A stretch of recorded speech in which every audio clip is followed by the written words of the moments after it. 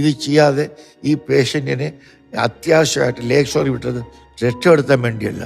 കാര്യം ബെസൈലേഴ്സുള്ള ഫെസിലിറ്റി വെച്ചിട്ട് രക്ഷപ്പെടുത്താൻ പേഷ്യൻറ്റിനെ ലേക്ക് ഷോറിൽ വിട്ടത് അവനെ കൊന്ന് അവൻ്റെ ഓർഗൻസ് എടുക്കാൻ വേണ്ടിയാണ്. പക്ഷേ ഓപ്പറേഷൻ കയറ്റിയിട്ടുണ്ടെന്നുള്ള ഇൻഫർമേഷൻ രാവിലെ വരുന്നു. 10 മണിക്ക് നമ്മളെ കയറ്റി കാണിച്ച് അതിൻ്റെ മുമ്പേ ഈ അവയവത്തിനുള്ള ഇത് ഇവർ സൈൻ ചെയ്ത് മേടിച്ചു. അവിടെ രണ്ടാമത്തെ ഡൗട്ട് നമുക്ക് വരുന്നു. ചെന്നോടനെ അവർ ചെയ്തത് ഈ HIV ഉണ്ടോ ലിവർ ഫംഗ്ഷൻ ഉണ്ടോ എന്ന് നോക്കി. അത് കാര്യം എന്ന് പറഞ്ഞാൽ ഇത് നോക്കുന്നത് ഇവൻ്റെ ഓർഗൻ എടുക്കാൻ നമുക്ക് പറ്റുമോ നല്ലതാണെന്ന് അറിയാൻ വേണ്ടിയാണ്, നല്ല രോഗിയെ രക്ഷിക്കാൻ വേണ്ടിയല്ല. 2 നോർമൽ അവിടെ പാവപ്പെട്ട 2 പേഷ്യൻ്റ് ഉണ്ട്, അവർക്ക് ഇത് ആവശ്യമുണ്ടെന്നാണ് പറഞ്ഞത്. പിന്നെ ഇപ്പോഴാണ് നമ്മൾ അറിയുന്നത് ഇത് മലേഷ്യയിലേക്ക് പോയേക്കുന്നത്. ഇതെല്ലാം ദുരൂഹത തന്നെയാണ്. ഇതിൻ്റെ അകത്ത് ഫുൾ ഇത് ദുരൂഹത തന്നെയായിട്ടാണ് നമുക്ക് ഫീൽ ചെയ്യുന്നത്. ഈ സംശയങ്ങൾ ഇങ്ങനെ ഒഴിച്ചു വന്നു. എന്നാലും നമുക്ക് പിന്നെ ആരോടാ വമ്പൻ ശക്തികൾ അവരോട് എതിർക്കാൻ നമുക്ക് പറ്റുമോ? എന്നെ ചിലപ്പോ അന്നേരം തന്നെ അവർ തലവെട്ടി പാത്തി. ഒരു പേഷ്യന്റ് ഡോക്ടർ തരുന്ന എന്നെ രക്ഷിക്കടാന്ന് പറഞ്ഞിട്ടാ, കൊല്ലാൻ വേണ്ടിയല്ല. യവന്മാരൊക്കെ കൊല്ലുക, കൊലയാളികളാണ്, മേർഡറേഴ്സ്. എൻ്റെ കുഞ്ഞിനെ കൊന്നവർക്ക് ഞാൻ പൂ കൊടുക്കും. ഞാൻ ചോദിച്ചാൽ അതാണ് യേശുക്രിസ്തു പഠിപ്പിച്ചിരിക്കുന്നത്. ഒരു പൂ കൊടുക്കുക, ഒരു ചെണ്ട് കൊടുക്കും. ഞാൻ പലതും അങ്ങനെ വായിച്ചിട്ടുണ്ട് വിശുദ്ധന്മാരുടെ പുസ്തകത്തിൽ. എന്ന് ചോദിച്ചാൽ പക്ഷെ അവരുടെ ചിലപ്പോൾ അവരതുകൊണ്ട് നല്ല മനുഷ്യരായി പോയെങ്കിൽ അതൊരാകട്ടെ.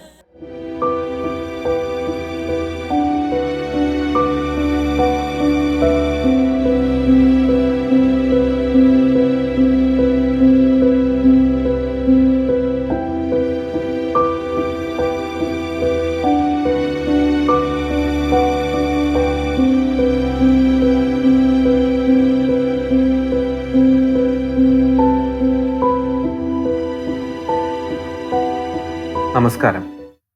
നീണ്ട 13 വർഷത്തിന് ശേഷവും മകൻ്റെ മരണത്തിൽ ഈ അമ്മയുടെ നെഞ്ചിൽ ഇപ്പോഴും തീയാണ്.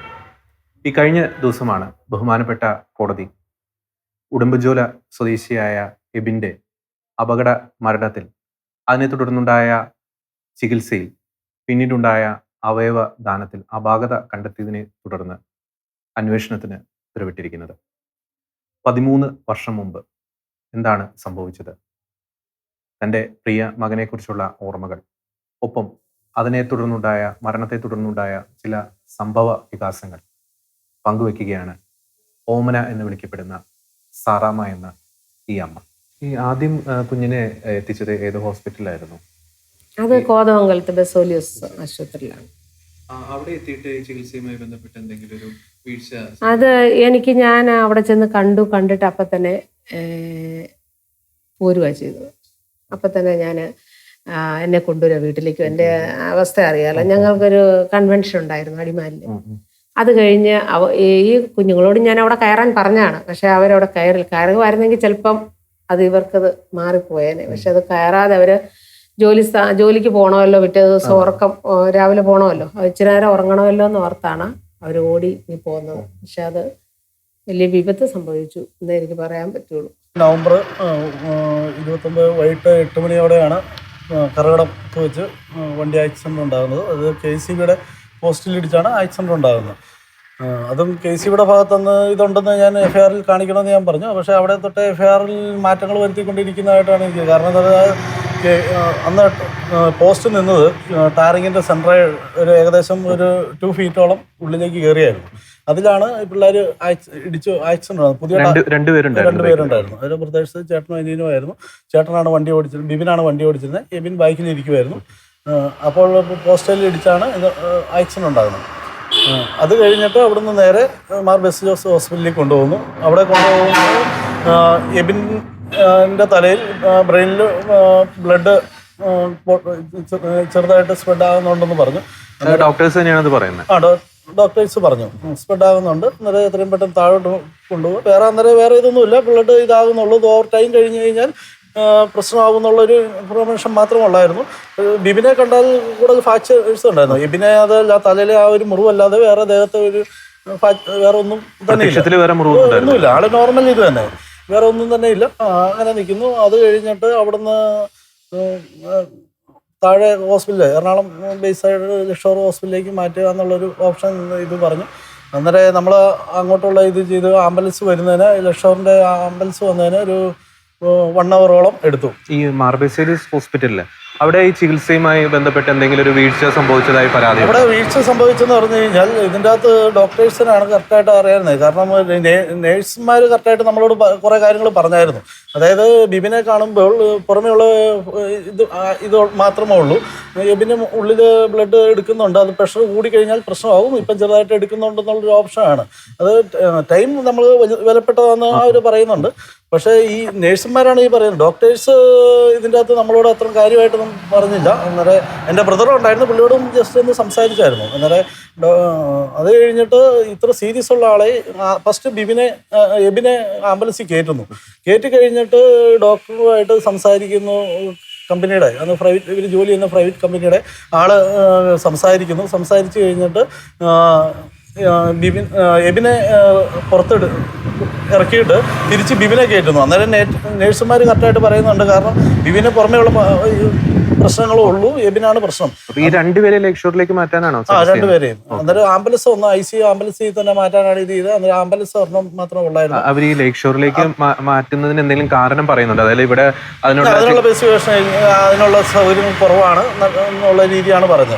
അന്നേരം ലക്ഷോറിലേക്ക് മാറ്റുമ്പോൾ ഈ നേഴ്സുമാർ ഫസ്റ്റ് പറയുന്നുണ്ട്.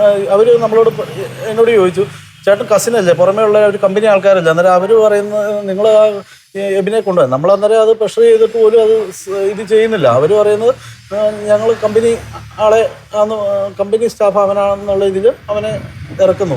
അവിടെ തൊട്ടേ നമുക്ക് സംശയമാണ്. പിന്നീട് ദുരൂഹത വന്നപ്പോൾ, കാരണം ഈ കമ്പനി ആൾക്കാർ ഡോക്ടേഴ്സുമായിട്ട് സംസാരിക്കുന്നു. അത് കഴിഞ്ഞിട്ടാണ് ഈ സംഭവങ്ങൾ ഈ കയറ്റി സീരിയസ് ആയ എബിനെ തിരിച്ചിറക്കിയിട്ട് ബിബിനെ കയറ്റുന്നു. അത് കഴിഞ്ഞിട്ട് പോയിട്ട് വണ്ടി ആംബുലൻസ് റിട്ടേൺ വന്നപ്പോഴത്തേക്ക് 3 അവറോളം എടുക്കുന്നുണ്ട്. അന്നേരം ഇത്രയും വിലപ്പെട്ട ഒരു സമയത്ത് അത് ഡോക്ടേഴ്സിനാണ് കറക്റ്റായിട്ട് അറിയാവുന്നത്.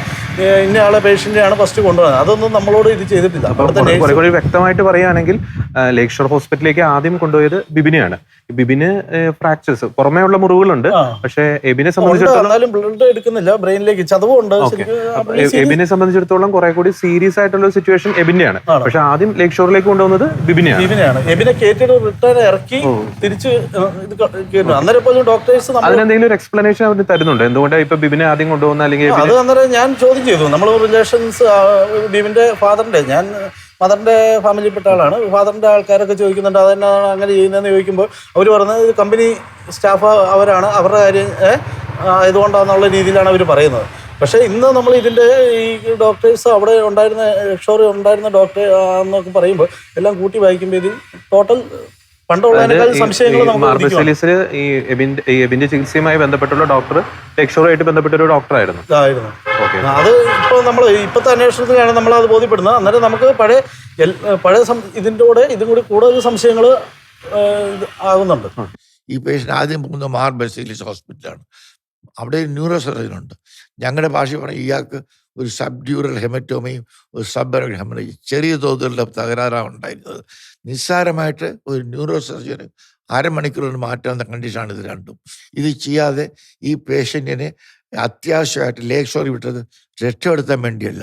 കാര്യം ബസേലിയസ് ഉള്ള ഫെസിലിറ്റി വച്ചിട്ട് രക്ഷപ്പെടുത്താവുന്ന പേഷ്യൻറ്റിനെ ലേക്ക് ഷോറിൽ വിട്ടത് അവനെ കൊന്ന് അവൻ്റെ ഓർഗൻസ് എടുക്കാൻ വേണ്ടിയാണ്. കാര്യം ഈ ബസേലിയസ് വർക്ക് ചെയ്യുന്ന ന്യൂറോ സർജൻ ഇതിന് മുമ്പ് ലേക്ക് ഷോർ വിട്ടുകൊടുത്തതാണ്. ഞങ്ങൾക്കൊരു ഫൈൻഡേഴ്സ് ഫീ ഉണ്ട്. ഇപ്പോൾ ഒരു ഓർഗൻ ഞങ്ങൾക്ക് അവൈലബിൾ ആക്കിയാൽ അവരിലാക്കുന്ന ഹോസ്പിറ്റലിൽ ഞങ്ങൾ കാശ് കൊടുക്കും. ഇപ്പോൾ ബസേലിയസിനൊരു പേഷ്യൻ്റ് അങ്ങോട്ട് വിട്ടുകൊടുത്താൽ ഈ വിട്ടുകൊടുത്ത ഡോക്ടർക്ക് കാശ് കിട്ടുന്നതിനായിട്ട് എല്ലായിടത്തും ഈ കേരളത്തിലെല്ലാം ഉള്ളത്, കേരളത്തിലല്ല ഇന്ത്യയിൽ ലോകത്തിലെത്തുള്ള ഫൈൻഡേഴ്സ് ഫീ. ലക്ഷോറിൽ ചെല്ലുന്നു. ലക്ഷോറിൽ ചെന്ന് കഴിഞ്ഞാൽ ചികിത്സയ്ക്ക് ആദ്യത്തെ ദിവസം ICU കയറ്റുന്നു.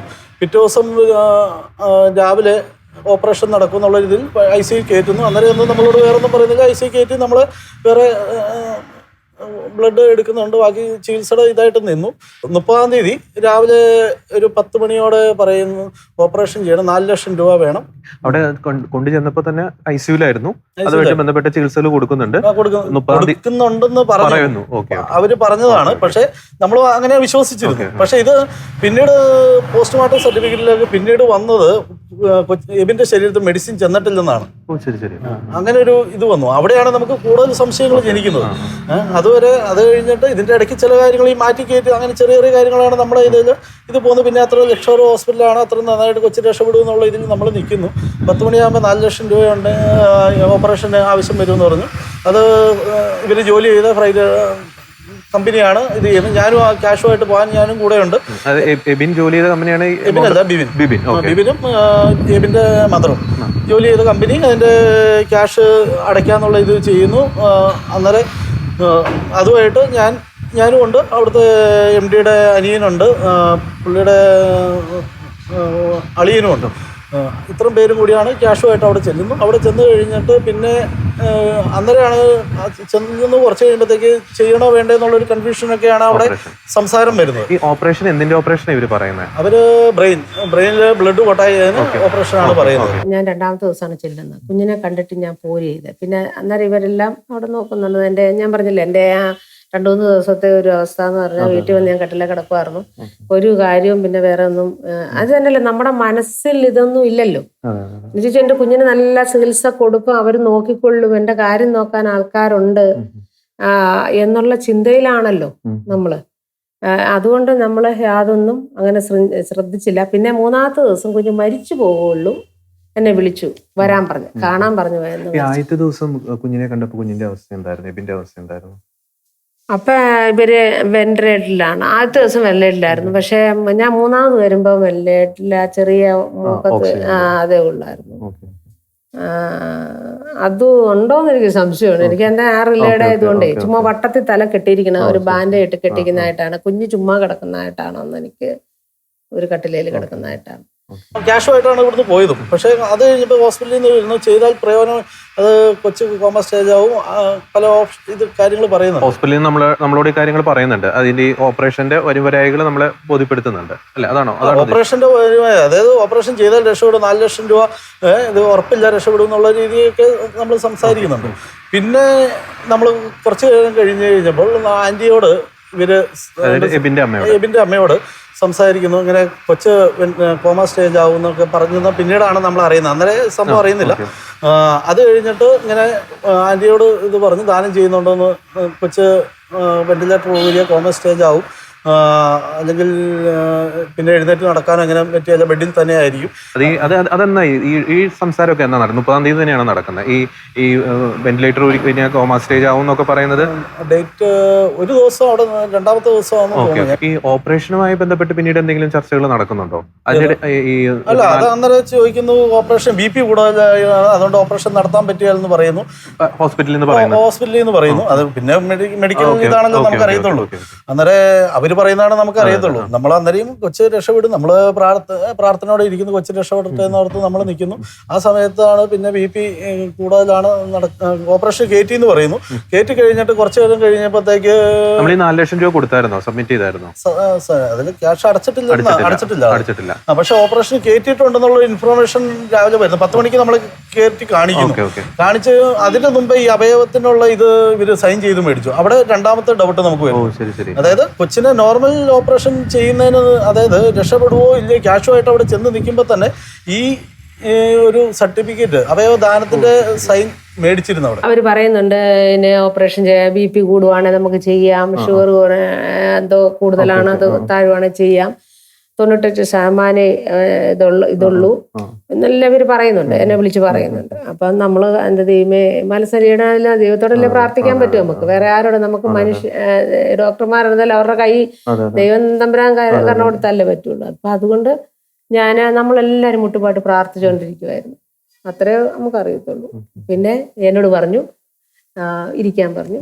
അപ്പോൾ ഇന്ന് കാര്യങ്ങളെല്ലാം ചർച്ച ഇതെല്ലാം പറഞ്ഞു കഴിഞ്ഞപ്പോൾ എന്നോട് പറഞ്ഞു ഇവിടെ 2-3 പേഷ്യന്റ് കിടപ്പുണ്ട്. ഇത് ഈ സംസാരം നടക്കുന്ന 2ാമത്തെ ദിവസം ഈ ഓപ്പറേഷന്റെ കാര്യങ്ങളൊക്കെ? അതെ, എല്ലാം ആദ്യത്തെ ദിവസം എന്നോടൊന്നും മിണ്ടില്ല. എന്റെ അത്ര അപ്പൊ മറ്റേതെന്ന് പറഞ്ഞാൽ എല്ലാരും പ്രാർത്ഥിച്ചൊക്കെ എനിക്കൊരു ഇച്ചിരി കൂടെ ധൈര്യമൊക്കെ കിട്ടി 3ാമത്തെ ദിവസമായി. അപ്പൊ അത് കഴിഞ്ഞ് അങ്ങനെ ഇരിക്കുന്ന സമയത്താണ് ഇവരെന്നോട് ഇരിക്കാൻ ഇരിക്കുന്നു പറഞ്ഞു. ഇവിടെ 4 ലക്ഷോറിൽ തന്നെ 2-3 പേഷ്യന്റ് ഇങ്ങനെ മരണത്തോലും മല്ലിട്ട് കിടക്കുന്നു. അപ്പൊ കുഞ്ഞ് മരിച്ചാൽ പോവല്ലേ ചേച്ചി, ഇത് ദാനം ചെയ്യാവോ എന്ന് ചോദിച്ചു. പെട്ടെന്ന് ഞാൻ ഒന്നും നോക്കിയില്ല സാറേ, ആരെങ്കിലും രക്ഷപ്പെടട്ടെ, എൻ്റെ കുഞ്ഞിൻ്റെ മണ്ണിക്കിടന്ന് ചോദിച്ചു ആരെങ്കിലും അവൻ്റെ കുഞ്ഞിൻ്റെ ശരീരം എൻ്റെ കുഞ്ഞിൻ്റെ ശരീരമല്ലേ, അപ്പോൾ അവർ രക്ഷപ്പെടട്ടെ. പിന്നെ അവരൊക്കെ ഒന്ന് കാണണമെന്നുള്ള ആഗ്രഹമൊക്കെ എനിക്കുണ്ടായിരുന്നു. എന്ന് ചോദിച്ചാൽ എൻ്റെ എബിൻ്റെ സ്ഥാനത്ത് അവരെ ഒന്ന് കാണാമല്ലോ. പക്ഷെ അതൊന്നും എനിക്ക് സാധിച്ചില്ല. അവർ വന്നില്ല, അവരെ കണ്ടില്ല, വിളിച്ചില്ല. ഒരു നന്ദി വാക്ക് പറയണ്ട, പോട്ടെ. ഒരു കോള് ഞാൻ അമ്മയുടെ കുഞ്ഞിന്റെ സ്വന്തം മകന്റെ അവയവങ്ങളാണല്ലോ സ്വീകരിച്ചിരിക്കുന്നത്. അപ്പൊ ഒരു വാക്ക് കിട്ടുമെന്ന് ഞാൻ ഓർത്തു. അതൊന്നും ഒരു കോള് വിളി പോലും എനിക്കുണ്ടായില്ല. നന്ദി പോട്ടെ, നന്ദി പറയണ്ട, അത് എല്ലാവർക്കും നന്ദി വരണമെന്നില്ല. പക്ഷെ അതുപോലും ഉണ്ടായില്ല. അപ്പൊ ഈ അവയവദാനത്തിന്റെ കേസ് പറയുമ്പോൾ ചേച്ചി മാത്രമേ ഉള്ളൂ അല്ലേ? ഞാൻ തന്നെയല്ല, ഞാൻ ജോലി ചെയ്യുന്ന സ്ഥാപനത്തിൽ 2 പേരുണ്ട്. അവർ ഒപ്പിട്ടിട്ടുണ്ട്, ഞാൻ ഒപ്പിട്ടു. അതെനിക്ക് ഒപ്പിടാൻ എന്നു ചോദിച്ചാൽ ഒപ്പിടാൻ മാത്രമേ പറ്റുള്ളൂ. എഴുതാൻ പോലും ഞാൻ പറഞ്ഞു എഴുതി തരാമെങ്കിൽ ഞാൻ ഒപ്പിടാം. അപ്പൊ അവരെല്ലാം അവർ ദാനം ചെയ്യാന്ന് പറഞ്ഞു എഴുതി ഒപ്പിട്ടു. ആ സമയത്ത് ഈ ബ്രെയിൻ ഡെത്ത് നടന്നു അല്ലെങ്കിൽ മരണം സംഭവിച്ചെന്നൊന്നും ഇവര് പറയുന്നില്ല അല്ലെ? പിറ്റേ ദിവസമാണ് ഈ കാര്യം മരണത്തിന്റെ കാര്യങ്ങളൊക്കെ പറയുന്നത്. ഈ പേഷ്യന്റിനെ ലേക്ക് ഷോറിൽ വിട്ടത് ചികിത്സിച്ച് രക്ഷപ്പെടുത്താൻ വേണ്ടിയല്ല, അവനെ കൊന്നവൻ്റെ ഓർഗൻസ് എടുക്കാൻ വേണ്ടിയാണ്. അപ്പോൾ അവിടെ ചെയ്യേണ്ടി അവർക്ക് ഇപ്പോൾ ബ്രെയിൻ ഡെത്ത് ജെന്യൂനായിട്ട് ആയിരുന്നിരിക്കട്ടെ, അതിന് മെത്തഡോളജി ഉണ്ട് സർട്ടിഫൈ ചെയ്യാൻ. അതായത് 4 ഡോക്ടർമാർ, എംപാനൽ ഡോക്ടേഴ്സ്, എല്ലാ ടെസ്റ്റുകളും 6 മണിക്കൂർ ഇടവിട്ട് ചെയ്യണം. എസ്പെഷ്യലി ആപ്നിയ ടെസ്റ്റ് ചെയ്തിരിക്കണമെന്നാണ്. പക്ഷേ കേസ് നോക്കിയപ്പോൾ ഇതിനകത്ത് അങ്ങനെ ഒരു ടെസ്റ്റ് ചെയ്തിട്ടേ ഇല്ല. ചെന്നോടനെ അവർ ചെയ്തത് ഈ HIV ഉണ്ടോ, ലിവർ ഫംഗ്ഷൻ ഉണ്ടോ എന്ന് നോക്കി. അത് കാര്യം എന്ന് പറഞ്ഞാൽ ഇത് നോക്കുന്നത് ഇവൻ്റെ ഓർഗൻ എടുക്കാൻ നമുക്ക് പറ്റുമോ, നല്ലതാണെന്ന് അറിയാൻ വേണ്ടി, നല്ല രോഗിയെ രക്ഷിക്കാൻ വേണ്ടിയല്ല. ഇത് കണ്ടിട്ട് ഈ അവൻ്റെ പാവപ്പെട്ട from A very poor family ആ പിള്ളേർ പറഞ്ഞു ചോദിച്ചത് നിങ്ങൾ ഏതായാലും മരിച്ചോ ഇല്ലേ, ഓർഗനൊക്കെ കൊടുക്കുക, ഞങ്ങൾ ഫീസ് ഞങ്ങളുടെ ഹോസ്പിറ്റലിൽ ബില്ലൊന്നും ഞങ്ങൾ തരണ്ട. അങ്ങനെ പ്രേരിപ്പിച്ച് പാവം അമ്മ ധരിച്ചു. അവരിപ്പോൾ TV യിൽ വന്നില്ല. അമ്മ ധരിച്ചു ഏതായാലും എൻ്റെ മോൻ പോയി, ആ രക്ഷപ്പെട്ടെ എന്ന് പറഞ്ഞു. ബട്ട് ഡെലിബറേറ്റ്ലി ഈ ആപ്നിയ ടെസ്റ്റ് ചെയ്തിട്ടില്ല. 4 ഡോക്ടർ 6 മണിക്കൂർ ടെസ്റ്റ് ചെയ്തിട്ട്. അപ്പോൾ the patient is basically not brain dead. അപ്പോൾ ബ്രെയിൻ ഡെഡ് അല്ലാത്തൊരു പേഷ്യൻറ്റിനെ ഓർഗൻ ട്രാൻസ്പ്ലാന്റ് അണ്ടർസം ഓർഗൻ റിട്രീവ് ചെയ്ത ആൾക്കാരും ട്രാൻസ്ഫർ ആൾക്കാരും ഈ മരണത്തിന് ഉത്തരവാദികളാണ്. Their answer for murdering the child. That is the situation now. Operation മുമ്പ് തന്നെ ഈ സൈൻ പേപ്പേഴ്സ് അത് കഴിഞ്ഞിട്ട് സംശയം വരുന്നെന്ന് പറഞ്ഞു കഴിഞ്ഞാൽ കൊച്ചിനെ ഉച്ച കഴിഞ്ഞ് പിന്നെ ഒന്നുകൂടി കാണിക്കാം. ഓപ്പറേഷൻ നടന്നില്ല, BP കൂടുതലാണ്, ഓപ്പറേഷൻ നടക്കുകയെന്ന് പറഞ്ഞ് പിന്നെയും നമ്മളെ 3 മണിയായപ്പോൾ 3 o'clock നമ്മളെ കയറ്റി കാണിക്കുന്നുണ്ട്. ഓപ്പറേഷൻ നടന്നില്ലെന്ന് പറയുന്നുണ്ട്. അപ്പോൾ വെന്റിലേറ്ററിൽ നിന്ന് കൊച്ചു ചുമ്മാ മാസ്ക് മാത്രം, മറ്റേ ഓക്സിജൻ മാത്രമേ കൊടുത്തിട്ടുള്ളൂ. മറ്റേ ട്രോളിയിൽ വെള്ള തുണി പതിപ്പിച്ച് റൂമിൽ കിടത്തിയേക്കുവാണ്. ICUലായിരുന്നു. ഓപ്പറേഷൻ ഇനി സീരിയസ് ആണ്, അന്നേരം രക്ഷപ്പെട്ടിട്ടില്ല എങ്കിൽ പോലും അന്നേരം BP കൂടുതലാണെന്നാണ് പറഞ്ഞത്. അതുകൊണ്ട് ഓപ്പറേഷൻ ചെയ്യാൻ പറ്റില്ല. അന്നേരം ICUലേക്കാണ് മാറേണ്ടത്. അന്നേരം ചുമ്മാ ഓക്സിജന്റെ ഒരു ഇതിൽ മാത്രം കൊച്ച് ആ ഒരു ഇത് നടക്കുന്നുള്ളൂ. അന്നേരം എൻ്റെ ഒരു അമ്മാവനുണ്ടായിരുന്നു, പുള്ളി മരിച്ചു പോയിയുടെ. അന്നേരം പുള്ളി ഇങ്ങനെ ദേഹത്തോടെ ഇങ്ങനെ തൊടുമ്പോൾ വയറിന്റെ ഭാഗത്തൊരു കുഴി ഫീൽ ചെയ്യുന്നുണ്ട്. ഞാനും ഉണ്ട് കൂടെ. അന്നേരം ആ തുണി എടുക്കുമ്പോൾ അത് എടുക്കരുതെന്നും പറഞ്ഞ് കയ്യിൽ പിടിച്ചിട്ടുണ്ട്. അത് കഴിഞ്ഞു നമ്മൾ പോയിരുന്നു. ഞങ്ങൾ പുറത്ത് ഇറങ്ങി കഴിയുമ്പോൾ ചെറുതായിട്ടൊന്ന് തോന്നുന്നു. അതെന്നെ കൊച്ചിൻ്റെ രാവിലെ കണ്ടപ്പം ഇത്ര നീര് വെച്ച ഒരു അവസ്ഥയായിരുന്നു ഉച്ച കഴിഞ്ഞപ്പോൾ. രാവിലെ കണ്ടപ്പോൾ നോർമൽ കാണുന്ന ഒരിതാണ് ആ 2 പിറ്റോസ് ഒക്കെ കണ്ടുകൊണ്ടിരുന്നത് രാവിലെ വരെ. പക്ഷെ ഉച്ച കഴിഞ്ഞപ്പം കൊച്ചിന്റെ മുഖം എല്ലാം വീർത്ത് ചെവിയൊക്കെ ഇങ്ങനെ പുറത്തേക്ക് ഇതായിട്ട് തള്ളി വയറിന്റെ ഭാഗം കുഴിഞ്ഞു നിൽക്കുന്നു. അമ്മാവൻ കാണുമ്പോൾ ശ്വാസമൊക്കെ എടുക്കുന്നുണ്ടായിരുന്നു. അത് ഈ ഇതിന്റെ പവറാണ്. അന്നേരം ഞാൻ സംസാരിക്കുകയും ചെയ്തു. പക്ഷെ നമുക്ക് സംശയങ്ങളൊന്നും അന്നേരം ഓക്സിജന്റെ ഒരു പവറാണ്. ഓക്സിജന്റെ പവർ. ഞാൻ അന്നേരം അമ്മാവനോട് കൊച്ചു മരിച്ചോന്ന് ഡൗട്ട് ഉണ്ടല്ലോ, ഇങ്ങനെ ഈ ഓക്സിജന്റെ ഒരു പവർ അതിലാണല്ലോ എടുത്തുകൊണ്ടിരിക്കുന്നത്, രാവിലെ കണ്ട പോലെ അല്ലല്ലോ എന്നും പറയുന്നുണ്ട്. അത് കഴിഞ്ഞിട്ട് കൊച്ചു വെന്റിലേറ്ററിലാന്ന് പറയുന്നു. അത് കഴിഞ്ഞപ്പോഴത്തേക്ക് ഇതായിട്ടില്ല. അന്നേരം 3 മണിക്ക് ശേഷം പിന്നെ വെന്റിലേറ്ററിലാന്നാണ് പറയുന്നത്. പിന്നെ വെന്റിലേറ്ററിലാണെന്നാണ് പറയുന്നത്. ഈ തലേദിവസം 3 മണി കഴിഞ്ഞിട്ട് വെന്റിലേറ്ററിലാന്ന് പറയുന്നു. വൈകിട്ട് 8 മണി ആയി കഴിഞ്ഞപ്പോൾ ഒരു 5 മണി ആയി കഴിഞ്ഞപ്പോൾ അവിടെ നമ്മുടെ ഒരു ബ്രദറിന്റെ ഒരു ഫ്രണ്ട് വരുന്നു. പുള്ളിയുടെ ബ്രദറിന് ഇത് അമൃതയിൽ ഇതേ സിറ്റുവേഷൻ ആയിട്ട് ഒരു ആയുർവേദ മെഡിസിൻ ചെയ്ത് മാറ്റം വന്നെന്നുള്ള ഒരു ഇൻഫർമേഷൻ നമുക്ക് കിട്ടുന്നു. അന്നേരം അത് കിട്ടിയത് കൊണ്ട് നമ്മൾ വൈകിട്ട് 8 o'clock ഞാൻ വിളിച്ചു പറയുന്നു, അവിടെ നിന്ന ആളോട് പറയുന്നു വെന്റിലേറ്ററിൽ ഒരു ദിവസം കൂടി കൊച്ചിനെ നിർത്തണം. അന്നേരത്തേക്ക് കോമ സ്റ്റേജ് ആവും എന്നുള്ള ചർച്ചയൊക്കെയാണ്. അവയം ദാനം ചെയ്യാനുള്ള ഇതൊക്കെ പറഞ്ഞ് സംസാര വിഷയം അവിടെ സൈൻ ചെയ്ത് ആദ്യമേ മേടിച്ചായിരുന്നു. പിന്നെ നമ്മൾ അന്നേരത്തേക്ക് ഇങ്ങനെ മേടിച്ചെന്ന് അറിഞ്ഞുകൊണ്ട് നമ്മളെല്ലാം ഇങ്ങനെ ആ രീതിയിലേക്ക് ഇത് വരുന്നുണ്ട്. പക്ഷേ അത് കഴിഞ്ഞിട്ട് ഈ രാത്രി 8 മണിക്ക് ഞാൻ വിളിച്ചു പറയുന്നു, വെന്റിലേറ്ററിൽ 1 ദിവസമാണ്. അന്നേരം അവർ പറയുന്നു അത് പറ്റിയല്ല, വേറെ പേഷ്യൻ്റ് വന്നു കഴിഞ്ഞാൽ അവരെ ഇത് ചെയ്യണം. അതുകൊണ്ട് ഞാൻ പറഞ്ഞു വന്നിട്ടില്ലല്ലോ, ഈ വരുമ്പോഴാണെങ്കിൽ ഇനി അഥവാ നിൽക്കുന്ന പേഷ്യൻറ്റിനെ രക്ഷപ്പെടുത്തിയിട്ടാണല്ലോ, അല്ലെ അവർ വേറെ ഹോസ്പിറ്റലിൽ കൊണ്ടുപോട്ടെ എന്ന് പറയുന്നുണ്ട്. ഇത് എന്തായാലും അവർ ഇങ്ങോട്ടല്ല, അത് നടക്കുകയില്ല എന്നുള്ള രീതിയിൽ അതിൻ്റെ അകത്ത് ഒരാൾ സംസാരിക്കുന്നുണ്ട്. അത് കഴിഞ്ഞിട്ട് 3 മണി ആയിക്കഴിഞ്ഞപ്പോൾ അന്നേരം ഞാൻ പറഞ്ഞു എത്ര രൂപ എക്സ്പെൻസ് വന്നാലും അത് ക്ലെയിമിൽ കിട്ടിയില്ലെങ്കിൽ അന്നേരം നിങ്ങളുടെ പൈസ ഉണ്ടോ, ഇവർ ചോദിക്കും നിങ്ങളുടെ പൈസ ഉണ്ടോ വേറെ അടയ്ക്കാൻ, ഈ 1 ദിവസം കൂടി ICUയിൽ ഇട്ട്. ഞാൻ പറഞ്ഞു മെഡിക്കൽ ക്ലെയിമിൽ അത് കിട്ടിയില്ലെങ്കിൽ നമ്മൾ ചെയ്യാൻ ഇതുണ്ട്, വേറെ നമ്മുടെ കസിൻ പുള്ളി ഇത് ചെയ്തോളാന്ന് പറഞ്ഞിട്ടുണ്ട്, അതിന് എത്ര രൂപ എക്സ്പെൻസ് വന്നാലും ഇത് രാവിലെ 9 മണി വരെ വെന്റിലേറ്ററിൽ നിർത്തണമെന്ന് പറഞ്ഞു. പക്ഷേ ഇവർ കേട്ടതുപോലെ അത് അംഗീകരിച്ചില്ല. അവർ അന്ന് രാത്രി തന്നെ 3 മണിക്ക് വെന്റിലേറ്റർ ഊരി. പുലർച്ചെ 3 മണി. പുലർച്ചെ 3 മണിക്ക് വെന്റിലേറ്റർ നമ്മൾ അറിയുന്നത് കൊച്ചു മരിച്ചു എന്നും പറഞ്ഞ് ഈ ഞാൻ വിളിച്ചു പറഞ്ഞ ആള് തന്നെയാണ് എന്നെ വിളിച്ചു പറയുന്നത്. കുട്ടി മരിച്ചു, വെന്റിലേറ്റർ മാറ്റുക എന്നുള്ള ഒരു ഇൻഫർമേഷൻ വരുന്നു. എന്നിട്ട് ഇതിന്റെ ഇടയ്ക്ക് ഈ വെന്റിലേറ്റർ നിർത്താൻ പറഞ്ഞിട്ട് നിർത്താത്തത്, അതിന്റെ തലേദിവസം നമുക്ക് ഇത് അന്നേരം നമ്മൾ ഇത് അതിന്റെ ഒരു ദേഷ്യമുണ്ട്. പക്ഷെ എന്നാൽ പോലും നമ്മൾ ഇതിന്റെ അകത്ത് വേറൊന്നും സംശയിക്കുന്നില്ല. അത് കഴിഞ്ഞിട്ട് നമ്മൾ 1 വർഷത്തോളം നമ്മൾ വീട്ടിൽ ഇങ്ങനെ പറയുന്നു, ഈ ആർക്ക് നമ്മുടെ കൊച്ചിന് അഭയം ദാനം ചെയ്ത് അവർ രക്ഷപ്പെട്ടിട്ടുണ്ടോ, എന്താണ് അവരാരും നമ്മളെ വന്ന് കാണാൻ ഇതൊരു വന്നിട്ടില്ല, അവർ എവിടെയും ജീവിച്ചിരിപ്പുണ്ടോ എന്ന് അറിയത്തില്ലോ എന്നൊക്കെ പറയുന്നുണ്ട്. 1 വർഷം കഴിയുമ്പോഴാണ് ഈ ന്യൂസിൽ ഇത് വരുന്നത്. 1 വർഷം കഴിയുമ്പോൾ ന്യൂസിൽ പത്രത്തിൽ മംഗളത്തിന്റെ എബിൻ മരിച്ചതിന്റെ അതേ ഡേറ്റിലാന്ന് തോന്നുന്നു, അല്ലെങ്കിൽ 1 ദിവസം 2 ദിവസം ഡിഫറൻസിലാണ്. പിറ്റേ വർഷം 2010 ഇത് മംഗളം എടുത്ത് ഇത് കൊടുക്കുന്നുണ്ട്. അന്നേരം ആ ന്യൂസ് വായിക്കുമ്പോഴാണ് ഈ പോസ്റ്റ്മോർട്ടം സർട്ടിഫിക്കറ്റിൽ അതിൽ വന്ന ന്യൂസാണ്. പോസ്റ്റ്മോർട്ടം സർട്ടിഫിക്കറ്റിൽ 2 അവയവം ദാനം ചെയ്തെടുത്ത് 4 എടുത്തിട്ടുണ്ടെന്ന് ഉള്ളത് വരുന്നത്. നമ്മൾ സൈൻ ചെയ്ത് കൊടുത്ത് 2 അവയവത്തിന് വേണ്ടിയിട്ടാണ്, പക്ഷെ എടുത്തിരിക്കുന്ന 4 അവയവം എടുത്തിട്ടുണ്ട്. ഇത് വെച്ചേക്കുന്ന ഏത് പേഷ്യന്റ് വെച്ചെന്നുള്ള ഇതില്ല. ബില്ല് അവര് ക്ലോസ് ചെയ്ത് കൊടുത്തു. 1.5 ലക്ഷം രൂപ ബില്ല് അടിച്ചേക്കുന്നു. പക്ഷെ എബിന്റെ ശരീരത്തിൽ മെഡിസിൻ ഒന്നും ചെന്നിട്ടില്ല, ഒരു മെഡിസിനും ചെയ്തിട്ടില്ലെന്നുള്ള ഒരു ഇൻഫർമേഷൻ വരുന്നത്. അന്നേരം ഇതിനെ സംബന്ധിച്ചാണ് നമ്മൾ അടുത്ത മുമ്പോട്ട് ഞാൻ നീങ്ങാൻ നിന്നത്. അന്നേരം ഫസ്റ്റ് നടന്ന കുറച്ച് കാര്യങ്ങളും ഇതെല്ലാം കൂടി ഇതും കണ്ടു കഴിഞ്ഞപ്പോൾ നമുക്ക് ടോട്ടൽ ഇതിൻ്റെ അകത്തൊരു ഉണ്ടെന്ന് ശരിക്കും അത് നിയമപരമായിട്ട് ഞാൻ പോകാൻ നോക്കുന്നു. എന്നാന്ന് ചോദിച്ചാൽ ഞാൻ അവിടെ കിടക്കുവാണല്ലോ, വേറെ ആൾക്കാരാണല്ലോ ഇത് എല്ലാം ഇത് ചെയ്യുന്നത്. അപ്പോൾ ഇങ്ങനെ ഓമനെ ചിലപ്പോൾ ഇത് വിജയിക്കാൻ സാധ്യതയുണ്ട്, കുഞ്ഞിന് ഓപ്പറേഷൻ ചെയ്യാൻ സാധ്യതയുണ്ട്, ഇങ്ങനെയൊക്കെ പറയുന്നുണ്ട്. അപ്പോൾ ഷുഗർ കയറി വന്നാൽ നമുക്ക് ചെയ്യാം എന്ന് പറയുന്നു. അത് കഴിഞ്ഞ് കുറച്ച് 5 മിനിറ്റ് 10 മിനിറ്റ് നേരെ തിരിച്ചു പറയും, എല്ലാം താന്നുപോയി, പ്രഷർ താന്നുപോയി എന്ന് പറയും. ഇങ്ങനെ പറഞ്ഞാണ് പെട്ടെന്ന് പറയുന്നു ഗുരുതര സ്റ്റേജാണ്, ഇനിയിപ്പോൾ വെന്റിലേറ്റർ വലിക്കാതിരിക്കാൻ പറ്റത്തില്ല, ഓപ്പറേഷൻ ചെയ്യാനും പറ്റത്തില്ല, അതുകൊണ്ട് പിന്നെ കോമൺ സ്റ്റേജ് ആകുമെന്ന് ഏതാണ്ടൊക്കെയോ പറഞ്ഞു വരും. വെന്റിലേറ്റർ വലിക്കാൻ പോവുക എന്താണ്, അങ്ങനെയാണ് ഞാൻ പോയി കാണുന്നത്. അങ്ങനെയെല്ലാം പറഞ്ഞതുകൊണ്ടാണ് നമുക്കൊരു ഇവരെ പറ്റി യാതൊരു സംശയം തോന്നുന്നു.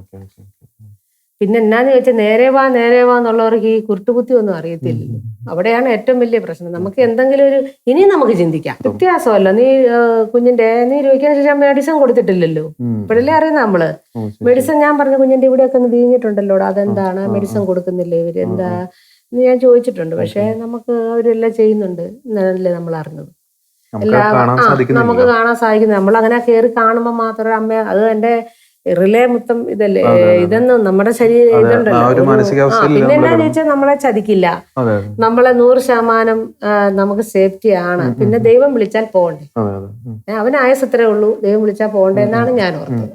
അതുകൊണ്ട് ഞാൻ അതിലോട്ട് ഒട്ടും സംശയം എനിക്ക് വന്നിട്ടില്ല. അത് ഞാൻ 100% ഞാൻ പറഞ്ഞല്ലോ, എല്ലാ ചാനലിലും പറഞ്ഞു. എന്നു ചോദിച്ചാൽ പിന്നെ ദൈവം അവനെ കണ്ടത് അത്രയും പ്രായം വരെ ഉള്ളെന്ന് ഞാൻ ഓർത്തു. പക്ഷെ ഇതിന് പുറകിൽ ഇങ്ങനെ ഒരു നന്മ ഇനി എനിക്ക് വരാനുണ്ടെന്നും എനിക്ക് അറിഞ്ഞുകൂടായിരുന്നു. ഇങ്ങനെ ഒരു എൻ്റെ കുഞ്ഞിനെ ഇത് അങ്ങനെ ആക്കിയതാണെങ്കിൽ ചികിത്സ കൊടുക്കാതെ ഇങ്ങനെ വരുമെന്നോ, ഒരു ദൈവദൂതനെ പോലെ ഈ മനുഷ്യനെ ഇപ്പം നമ്മുടെ ഗണപതി ഡോക്ടറെ അതിനകത്ത് ആക്കുമെന്നോ, അതും 1000 പേരിൽ ഒരാൾ എനിക്ക് തന്നെ ഈ ഇത് വരുമെന്നൊന്നും ഞാൻ ചിന്തിച്ചിരുന്നില്ല. ആദ്യം ഞാൻ ചിന്തിച്ചു, ദൈവമേ എന്തിനാ ഇത് എന്നാ ഇത് കേൾക്കുന്നത്, ഇനി എനിക്ക് ടെൻഷൻ അടിക്കാനാണോ, അപ്പൊ നമുക്ക് ഇതിനകത്തൊന്നും ഇല്ലെന്നല്ലേ, ഇത് ആരാണിത് എന്നൊന്ന് ഞാൻ ചിന്തിച്ചു. പക്ഷെ പിന്നെ ഇത് അറിഞ്ഞറിഞ്ഞ് വന്നപ്പോഴാണ് ഞാൻ ആ മനുഷ്യനെ അത്രമാത്രം ആദരിക്കുക എന്ന് ചോദിച്ചു കഴിഞ്ഞാൽ ഇത്രമാത്രം ഇത് നോക്കി ഇതിന്റെ കാര്യങ്ങൾ എവിടെയാണ് നമുക്ക് ഇത് വീഴ്ച പറ്റിയത് അതെല്ലാം നോക്കിയെടുത്ത് നമുക്ക് എത്രമാത്രം ഇത് കൊണ്ടുവന്ന് ഡോക്ടറിനെ ഞാൻ 100 തവണ എന്താ പറയുക എനിക്കതിന് നന്ദി വാക്ക് പറയാനില്ല. ഡോക്ടറിന് ആയുസ്സും ആരോഗ്യവും ഇത് കൊടുക്കട്ടെ. ഞാൻ പറഞ്ഞല്ലോ, ഞാൻ എല്ലാം പിന്നെ എന്നെ ദൈവത്തിൻ്റെ ഒരു വിശ്വാസം ഉള്ളത് കൊണ്ട് എന്നെ നിർത്തിയതാണ്. 2015 ഞാൻ ഹൈക്കോടതിയിൽ ഒരു കേസ് കൊടുത്തിരുന്നു. കേരളത്തിൽ നടക്കുന്ന ബ്രെയിൻ ഡെത്ത് എന്ന് പറയുന്നത് തെറ്റാണ്, പ്രോപ്പറായിട്ട് ചെയ്യുന്നില്ല. ചെയ്യേണ്ട വിധത്തെക്കുറിച്ച് ആക്ട് ഉണ്ട്, THO and T ആക്ട് എന്ന് പറയും, transplantation of human organs and tissues act. അതുപ്രകാരം 4 ഡോക്ടർമാർ 6 മണിക്കൂർ ഇടവിട്ട് ചില പ്രത്യേക ടെസ്റ്റുകൾ ചെയ്യണം. അത് കഴിഞ്ഞാൽ ആപ്നിയ ടെസ്റ്റ് ചെയ്യണം. ഇതെല്ലാം 6 മണിക്കൂർ ഇടവിട്ട് രണ്ട് പ്രാവശ്യം ചെയ്യണമെന്നുള്ളതാണ്. പക്ഷേ ഇതൊരു ഹോസ്പിറ്റലാരും ചെയ്യാറില്ല. ഒരു പുവർ പേഷ്യൻ്റ്, ഈ പണമുള്ള രോഗികളെ ടാർഗറ്റ് ചെയ്യത്തില്ല. ഒരു poor patient, preferably youngster, brain injury ആയിട്ട് പ്രൈവറ്റ് ഹോസ്പിറ്റലിൽ ചെന്നാൽ അവൻ്റെ അവയവം എടുക്കാൻ അപ്പോഴേ തീരുമാനിക്കും. എന്നിട്ട് വീട്ടുകാരെ പിടിച്ച് ബോധ്യപ്പെടുത്തും, അവൻ ബ്രെയിൻ ഡെത്ത് ആയിപ്പോയി, രക്ഷയില്ല, അവൻ്റെ ഓർഗൻ കൊടുത്താൽ 5-6 പേര് രക്ഷപ്പെടും, അവൻ്റെ കണ്ണ് കൊടുത്താൽ നിങ്ങളെ പിന്നെ അവന് കാണാമല്ലോ, പിന്നെ 3 ലക്ഷം രൂപ ഹോസ്പിറ്റൽ ബില്ലാതെ ഞങ്ങൾ ഒഴിവാക്കി തരാമെന്ന് പറഞ്ഞ് അവരെ ഓർഗൻ തരാനായിട്ട് പ്രേരിപ്പിക്കും. ഇത് ഞാൻ അന്വേഷിച്ചപ്പോൾ കേരളത്തിൽ മൊത്തം നടക്കുന്ന കഥയാണ്. 100 പേര് ബ്രെയിൻ ഡെത്ത് ആയിട്ടുണ്ടെങ്കിൽ ഒരു 95 പേര് തെറ്റായിട്ട് ബ്രെയിൻ ഡെത്ത് സർട്ടിഫിക്കറ്റ് ചെയ്ത ആൾക്കാരാണ്. അങ്ങനെ ഞാൻ ഹൈക്കോടതിയിൽ പോയി. അതായത് ബ്രെയിൻ ഡെത്ത് സർട്ടിഫൈ ചെയ്യുന്നതിൻ്റെ നോംസ് ക്രമീകരിക്കണം, വെറിഫയബിൾ എവിഡൻസ് വേണം. കാര്യം ആ സമയത്ത് എൻ്റെ കേസിന് മുമ്പ് ബ്രെയിൻ ഡെത്ത് സർട്ടിഫൈ ചെയ്യുന്നത് ആകെ ഡോക്ടർ ഒബ്സർവേഷൻ. ഉദാഹരണം പറഞ്ഞുതരാം. ഇപ്പം നമ്മളൊരു പേഷ്യൻറ്റിൻ്റെ കണ്ണിൽ ടോർച്ചടിച്ച് നോക്കുന്നു. പേഷ്യൻ്റ് ലൈവ് ആണെന്നുണ്ടെങ്കിൽ പീപ്പിൾ റിയാക്ട് ചെയ്യും. പക്ഷേ ലൈവ് അല്ല, ബ്രെയിൻ ഡെത്താണ് അല്ലെങ്കിൽ ഡെത്ത് ആണെന്നുണ്ടെങ്കിൽ പീപ്പിൾ റിയാക്ട് ചെയ്യത്തില്ല. ഏറ്റവും കൺഫേമേറ്റീവ് ആപ്നിയ ടെസ്റ്റാണ്. ആപ്നിയ ടെസ്റ്റിൽ അടിസ്ഥാനപരമായി ചെയ്യാന്ന് പറഞ്ഞാൽ കാർബൺ ഡൈ ഓക്സൈഡിൻ്റെ കണ്ടൻറ്റ് കൂട്ടിയിട്ട് പേഷ്യൻറ്റിനെ വെന്റിലേറ്ററിൽ നിന്ന് മാറ്റുമ്പോൾ പേഷ്യൻ്റ് ബ്രെയിൻ ഡെത്ത് ആണെന്നുണ്ടെങ്കിൽ പേഷ്യൻ്റ് ബ്രീത്ത് ചെയ്യത്തില്ല. പേഷ്യൻ്റ് ബ്രെയിൻ ഡെത്ത് അല്ല എന്നുണ്ടെങ്കിൽ പേഷ്യൻ്റ് ബ്രീത്ത് ചെയ്യും. ഇപ്പോൾ കണ്ണിൽ ടോർച്ചടിച്ച് നോക്കി കണ്ണ് റിയാക്ട് ചെയ്യുന്നുണ്ട്, ഡോക്ടർ ചോദിക്കും നോട്ട് റിയാക്ടിങ്. ബാക്കി ടെസ്റ്റുകളൊക്കെ ചെയ്ത് കഴിഞ്ഞ് ഇതുപോലെ തന്നെ നോട്ട് ആപ്നിയ ടെസ്റ്റ് ചെയ്തു, പേഷ്യൻ്റ് ബ്രീത്ത് ചെയ്യുന്നു, എഴുതി ചോദിക്കും പേഷ്യൻ്റ് നോട്ട് ബ്രീത്തിങ്. എന്നിട്ട് അവൻ എങ്ങനെ സെറ്റ് ചെയ്യും? അതിൽ 4 ഡോക്ടർമാരെ കാണത്തൊന്നുമില്ല. 4 ഡോക്ടർമാർ ഒരുമിച്ച് 6 മണിക്ക് തൊട്ട് ഇത് ഒരാൾ ചെയ്തിട്ട് ഫോം ഫില്ല് ചെയ്തിട്ട് ബാക്കി ഫോം കൊടുത്തയച്ച് ഫില്ല് ചെയ്യുകയും ചെയ്യുന്നത്. ഇത് ഫില്ല് ചെയ്യുന്ന ഈ സർട്ടിഫൈ ചെയ്യുന്ന ന്യൂറോളജിസ്റ്റുകൾ എൻ്റെ അടുത്ത് പറഞ്ഞിട്ടുണ്ട്, സാറേ ഞങ്ങൾ പേഷ്യനെ കാണാറില്ല, ഹോസ്പിറ്റലിൽ പോകാറില്ല, ഈ ഫോം ഞങ്ങളെ കൊടുത്തയക്കും, ഒപ്പിടും, ഞങ്ങൾക്ക് 15,000 രൂപ ഒരു ഒപ്പിടുന്നതിന് കിട്ടും. അത് അന്നാണ് 15 രൂപ 2015. ഇപ്പോൾ അത് 50,000 റുപ്പീസാണ് പേഷ്യന് കിട്ടുന്നത്, ഒരു ഡോക്ടർക്ക് കിട്ടുന്നത്. ഈ ബാക്ക്ഗ്രൗണ്ടുള്ള സമയത്താണ് ഒരു ദിവസം പത്രത്തിൽ ന്യൂസ് കാണുന്നു, ലിയക്ഷ ഹോസ്പിറ്റൽ അഭിനന്ദനൊരു പേഷ്യൻ്റ് ബ്രെയിൻ ഡെത്ത് കുറിച്ച് പരാതി വന്നു. അത് പോലീസ് കംപ്ലയിൻ്റ് എടുത്തു. അതിനെക്കുറിച്ച് പോലീസ് ഒരു ഡിസ്ട്രിക്ട് ലെവൽ കമ്മിറ്റി ഉണ്ട്. ഡിസ്ട്രിക്ട് ലെവൽ കമ്മിറ്റി DMOയും ലീഗൽ ഓഫീസറും ഒക്കെ ചേരുന്ന അവരൊക്കെ വിട്ടു ഫോർ പ്രൊഫഷണൽ ഒപ്പീനിയൻ. അവർ ഒപ്പീനിയൻ എടുത്തു, അത് എല്ലാം നല്ലപോലെ നടത്തി, ഒരു പ്രശ്നമില്ല, എല്ലാം പെർഫെക്റ്റ് ആണെന്ന് പറഞ്ഞിട്ട് ഈ കമ്മിറ്റി റിപ്പോർട്ട് എഴുതി. അടുത്ത ദിവസം ഡോക്ടർ എമ എന്ന് പറയുന്നത് ട്രിവാൻഡ്രം മെഡിക്കൽ കോളേജിലെ ഫോറൻസിക് പ്രൊഫസറാണ്. മാഡം അടുത്ത ദിവസം വന്ന് പത്രത്തിൽ പറഞ്ഞു, ഞാൻ അറിഞ്ഞ കാര്യമല്ല, ഞാനതിൽ അംഗമല്ല, ഞാനതിൽ ഒപ്പിട്ടില്ല. അപ്പോൾ ശരിക്കും ഡോക്ടർ എമയുടെ ഒപ്പം അതിനകത്ത് ഫോർജ് ചെയ്തത്. അപ്പം അങ്ങനെ ചെയ്യണം എന്നുള്ള എന്തോ ഐഡിയ ഉണ്ട്, സംതിങ് റോങ്. അങ്ങനെയാണ് ഞാൻ ഇതിൻ്റെ പിറകെ പോകുന്നതും ഈ പോസ്റ്റ്മോർട്ടം റിപ്പോർട്ട്, FIR, ഹോസ്പിറ്റൽ റെക്കോർഡ്സൊക്കെ ഏറ്റെടുത്തപ്പോഴത്തേക്ക് നോക്കുമ്പോൾ ട്രാജിക്കാണ്. ആ ചെറുക്കനെ കൊന്നു കളഞ്ഞതാണ്, ഡെലിബറേറ്റ് ആയിട്ട് കൊന്നതാണ്. ആ ബോയ്, യങ് ബോയ്, 18 വയസ്സുള്ള ചെറുക്കൻ, ക്രൂവൽ. ഒരു പേഷ്യൻ്റ് ഡോക്ടർ പറയുന്നത് എന്നെ രക്ഷിക്കടാന്ന് പറഞ്ഞിട്ടാണ്, കൊല്ലാൻ വേണ്ടിയല്ല. യവന്മാരൊക്കെ കൊല്ലുക, കൊലയാളികളാണ്, ദേ ആർ മേർഡറേഴ്സ്. ഇപ്പം ഈ 3 ദിവസത്തിനിടയിലുണ്ടായ സംഭവം, അത് കേൾക്കുമ്പോൾ അന്ന് നടന്ന സംഭവങ്ങളെ കുറിച്ചൊന്ന് മനസ്സിലൊന്ന് റിവൈൻഡ് ചെയ്യുമ്പോൾ ചില ദുരൂഹതകൾ ഫീൽ ചെയ്യുന്നുണ്ട്. ആദ്യം ഇളയ മോനെ ഇറക്കിയിട്ട് മൂത്ത മോനെ കൊണ്ടുപോകുന്നു. അത് തന്നെയല്ല, ആംബുലൻസ് കിട്ടാതെ വരുന്നു. ആംബുലൻസ് ഇല്ലെങ്കിൽ ഒരു കാറിനോ വാനില്ലെങ്കിൽ എൻ്റെ കുഞ്ഞിനെ എത്രയും വേഗം എത്തിക്കായിരുന്നു. എൻ്റെ സീറ്റ് അങ്ങ് മാറ്റിയിട്ട് നീളത്തിൽ കിടത്തിയിട്ടാണെങ്കിലും എത്രയും വേഗം ജീവൻ രക്ഷിക്കാനുള്ള കാര്യങ്ങൾ ആരും ചെയ്തില്ല. അതെന്റെ ആൾക്കാരിൽ നിന്നും ഉണ്ടായില്ല, ആരിൽ നിന്നും ഉണ്ടായില്ലെന്ന് ഇപ്പം ഞാൻ ഓർക്കുന്നുണ്ട്. ഇപ്പൊ വേറൊരു കുഞ്ഞാണെങ്കിൽ പോലും ഞാൻ പറയും, എന്നെ ചോദിച്ചാൽ നമുക്ക് വല്ല കാറിലാണെങ്കിലും ഇങ്ങനെ ചതിച്ചിട്ടാണെങ്കിലും എത്രയും വേഗം ആശുപത്രിയിൽ എത്തിക്കാം അല്ലേ.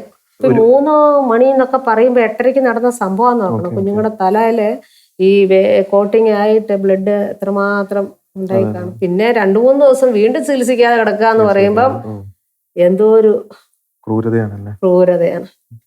ശരിക്കും ഈ നടന്ന സംഭവങ്ങളൊക്കെ സത്യമാണെങ്കിൽ, കോടതി അന്വേഷിക്കുന്നുണ്ട്, അന്വേഷണത്തിന് ഉത്തരവിട്ടിട്ടുണ്ട്, സത്യമാണെങ്കിൽ ശരിക്കും പറഞ്ഞൊരു കൊലപാതകം തന്നെയല്ലേ ശരിക്കും? സത്യം, അതെ സത്യം. എന്നു ചോദിച്ചാൽ ഞങ്ങളോട് അറിയിക്കാതെ ഒരു കൊലപാതകം. എന്നുവെച്ചാൽ ഒരു കുഞ്ഞിനെ കൊണ്ടുപോയി, നമ്മളിപ്പോ കുഞ്ഞിന് ആക്സിഡന്റ് പറ്റിയെന്നല്ലേ ഉള്ളൂ, പക്ഷെ അവൻ മരിച്ചിട്ടില്ലല്ലോ. മരിച്ച ഒരാളോടാണ് നമുക്ക് ഇത്രയും വിഷമമില്ല. ഇത് കഴുത്തിന്റെ മുകളിലോട്ട് അവന് അനക്കമില്ലെങ്കിൽ പോലും ഈ കഴുത്തിന് താഴോട്ട് അവന് ജീവനുണ്ടല്ലോ. അതിൽ നിന്നല്ല ഇവര് ചെയ്തെടുത്തിരിക്കുന്നത്. അപ്പൊ അവനോട് ചെയ്തിരിക്കുന്ന ക്രൂരതയാണെന്ന് ഞാൻ പറയും. അവൻ രക്ഷപ്പെടുക. ഞാനിത് ഇപ്പോഴാണ് ഞാൻ സത്യമാണെന്ന് വിശ്വസിക്കുന്നത്. ഇന്ന് വരെ എന്റെ നാക്കുകൊണ്ട് ഞാൻ പറഞ്ഞിട്ടില്ല. എന്ന് കർത്താവിനറിയാം. ദൈവം തമ്പുരാൻ അല്ല, ഒരു ഈശ്വരനുണ്ടോ ഇതെല്ലാം തെളിഞ്ഞു വരും. എന്നു ചോദിച്ചാൽ ഞാനൊരു വിധവയാണ്, ഒരു വിശ്വാസിയും കൂടെ ആവുമ്പോ അത് ഇതുപോലെ തന്നെയാ. മറ്റേ 2-3 പേര് വെള്ളത്തിൽ വീണപ്പോഴത്തേന് രക്ഷിക്കാൻ ഇറങ്ങിയതാ എന്റെ ഹസ്ബൻഡ്. ഈ കുഞ്ഞ് മരിച്ചതിന് ശേഷമാണ് ഭർത്താവ് മരിക്കുന്നത്? അല്ലല്ല, 4 വർഷം മുമ്പേ കുഞ്ഞു മരിക്കിച്ച് അന്നേരം എന്റെ ഹസ്ബൻഡ് ഉണ്ട്. ഇതൊന്നും നടക്കൂല. നോക്കുമ്പോ ഇതിന്റെ പേപ്പേഴ്സ് അന്നേരം ഞാൻ ഈ പ്രൈവറ്റ് കമ്പനിയോട് ചോദിക്കുന്നുണ്ട്, ഈ കാര്യം നിങ്ങൾ നമ്മളോട് പറയാതിരുന്നത്, ബന്ധുക്കളോട് പറയാതിരുന്നത്, നിങ്ങൾ ഈ പോസ്റ്റ്മോർട്ടം സർട്ടിഫിക്കറ്റ് നിങ്ങൾ എങ്ങനെ ഒതുക്കി വെച്ചു? ഇങ്ങനൊരു ഇത് നടന്നത് നിങ്ങൾ നമ്മളോട് ഇൻഫർമേഷൻ തരാത്ത എന്താണെന്ന് ചോദിക്കുമ്പോൾ അവർ പറയുന്നത് അത് ചാനലുകാർ കുത്തിപ്പൊക്കിയതാണ്, അത് അങ്ങനെ നിലവിൽ അങ്ങനത്തെ ഇതൊന്നുമില്ല, ഞങ്ങൾ പറയാൻ മറന്നുപോയതാണ് എന്നൊക്കെയാണ് പറയുന്നത്. അന്നേരം പിന്നെ ഞാനതിന് സർട്ടിഫിക്കറ്റ് തരാൻ പറഞ്ഞിട്ട് അതിൽ പേപ്പർ അത് ഹോസ്പിറ്റലിലാണ് മേടിക്കുമ്പോൾ തരാം. പിന്നീട് ഞാനും അവരുമായിട്ട് ശരിക്കും ഈ 13 വർഷവും പല രീതിയിൽ ഇതാകേണ്ട വന്നിട്ടുണ്ട്. ഈ ഒരു കാര്യം പറഞ്ഞു, അതായത് ഈ ന്യൂസ് പുറമെ പറയരുത്, ഇതിനൊക്കെ പ്രഷർ ചെയ്ത് കുറെ ആൾക്കാരൊക്കെ ഉണ്ട്. പിന്നെ കോളുകൾ വരാറുണ്ട്, ഭീഷണിയുണ്ട്. അതിൻ്റെ അകത്ത് വണ്ടി ആക്സിഡന്റ് ഉണ്ടായിട്ടുണ്ട്. കോള് വന്നതിന്റെ പിറ്റേ ദിവസം എനിക്ക് വണ്ടി ആക്സിഡന്റ് നടന്നിട്ടുണ്ട്. അതിൽ FIR എടുക്കാൻ പറഞ്ഞിട്ട് സ്റ്റേഷനിൽ വണ്ടിയുടെ നമ്പർ ഉണ്ടെങ്കിൽ മാത്രമേ FIR എടുക്കുകയുള്ളൂ എന്ന് പറഞ്ഞു. അതിൽ എൻ്റെ കൂടെ ഇരുന്ന ആളുടെ 2 കൈയും 2 കാലും ഒടിഞ്ഞായിരുന്നു. എനിക്ക് ഇന്നും അതിന്റെ ഇതിലൊരു വിരലാണ്. അതായത് ഈ 1 വർഷത്തിന് ശേഷം ഈ അപാകതകൾ കണ്ടതിന് ശേഷം ചേട്ടന് അതുമായിട്ട് ബന്ധപ്പെട്ട് നിയമ നടപടികളിലേക്ക് കിടക്കുന്നു, അതല്ലേ? അതിനുശേഷമാണ് ഈ നിയമ നടപടിയിൽ കടക്കാൻ പോകാൻ വേണ്ടി പേപ്പേഴ്സ് ചോദിക്കുന്നത്. അന്നേരം ഫസ്റ്റ് ഉണ്ടായിരുന്ന വക്കീലിന്റെ നമ്പർ എൻ്റെ കയ്യിലുള്ളൂ.